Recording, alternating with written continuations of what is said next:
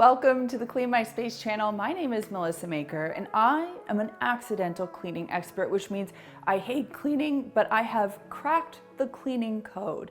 And today I want to talk to you about cleaning glass and mirrors and flat screens because sure, they sound easy to clean, but really and truly there are some products, tools, and techniques that you need to know about so that you can get the job done efficiently, effectively, with less time, and without ruining anything. So let's do this. And just a quick reminder, if you haven't done so already, to subscribe to the Clean My Space channel and give this video a thumbs up if you are ready for this spring.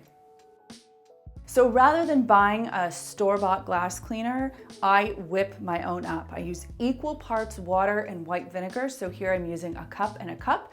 I'm also adding 5 drops of peppermint essential oils because it just smells nice. Now, the technique that I'm using is I'm spraying the entire mirror fairly liberally with the product. I'm not holding back, but I'm also not flooding it. I'll wait just a sec, and then I'm using my microfiber cloth, my glass and mirror microfiber cloth here. I folded it up into quarters. It just makes it easier to handle and it gets you a more even finish.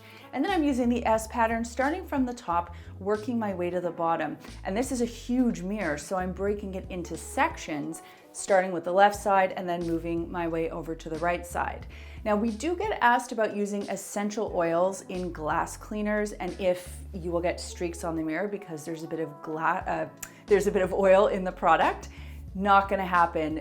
5 little drops of essential oils won't show up on your mirrors, won't leave streaks, and certainly won't ruin a microfiber cloth. One other thing I want to point out when you're cleaning a mirror is to make sure that you don't let the little area at the bottom catch any drips. Some's gonna get in there while it's being cleaned, but make sure that when you're done, you do a nice finishing wipe at the bottom. If you don't do that over time, it can really age and kind of rust your mirror. Before we move on, I have to tell you that I have been using these DIY glass and window and mirror cleaning recipes since I started my cleaning business back in 2006. It has saved me so much money. And that brings me to a common question, which is, are you on team Windex and paper towel, or are you on team DIY and microfiber cloth? Let me know what you do in the comments down below. While water and vinegar is a very effective glass cleaner, sometimes you need to level up a little bit. So a perfect example of heavy duty glass cleaning would be a glass panel in a home with children or pets. Now, a lot of friends and family were very surprised when we chose this because they said you're gonna be cleaning it all the time. But I know how to clean it, so it's not that bad. But yeah, the truth is my daughter does get her handprints all over here and it does get quite messy. So the secret sauce that I'm using to clean, you can see it looks a little bit milky, is the exact same recipe as the regular glass cleaner. So equal parts water and white vinegar, 5 drops of peppermint essential oils, which was totally optional. But to it, I added a tablespoon of cornstarch. Now, cornstarch is interesting because it acts as this super fine abrasive that we can use. And when I say abrasive, I more mean it can lift dirt off a surface, but it absolutely will not scratch glass, which is why it's so unique and so useful for this particular application. Anything in my house that has a flat screen has fingerprints.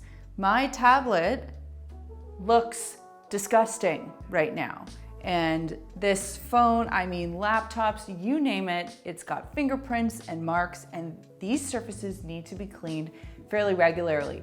But we've also been told we're not supposed to use product on these surfaces. So what we do know is that if we use product, it can remove some of the important coatings that these surfaces have. It can also leave permanent marks. So you want to make sure you're using something that is safe.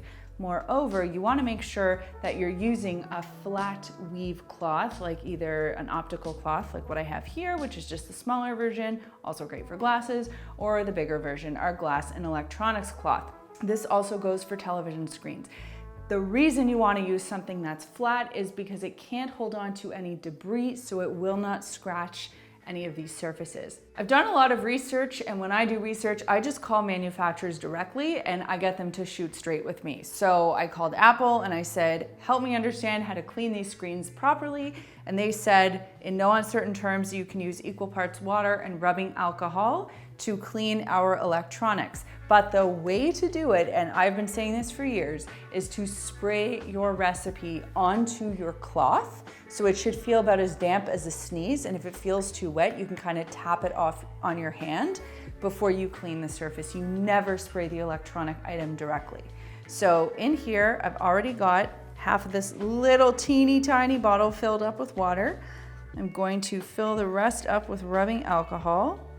So I'll shake this up, give it a little spritz, tap it off on the back of my hand. That is just enough. I'll start at the top, using the S pattern, work my way to the bottom, and almost immediately it takes off dirt, fingerprints, you name it, it's gone.